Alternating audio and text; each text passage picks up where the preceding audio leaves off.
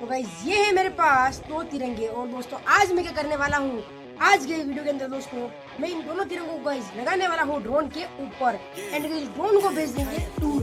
और दोस्तों ड्रोन की हेल्प से हम इन तिरंगों को लहराने वाले हैं आसमान के अंदर।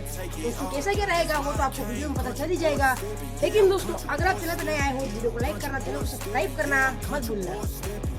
तो गाइस हवा भी काफी ज्यादा अच्छी चल रही है एंड यहाँ पर अपना ड्रोन भी रेडी है। दोस्तों ये ड्रोन मेरे हाथ से 2-3 बार गिर गया था, तो गाइस मैंने इसके ऊपर गाइस अच्छे से टेपिंग कर रखी थी, वो कोई बात नहीं। लेकिन दोस्तों अभी दोस्तों मैं सबसे पहले इस एक तिरंगे को लगाने वाला हूँ एंड दूसरे तिरंगे को इसके बाद लगाने वाला हूँ। तो सभी इसको लगाएंगे।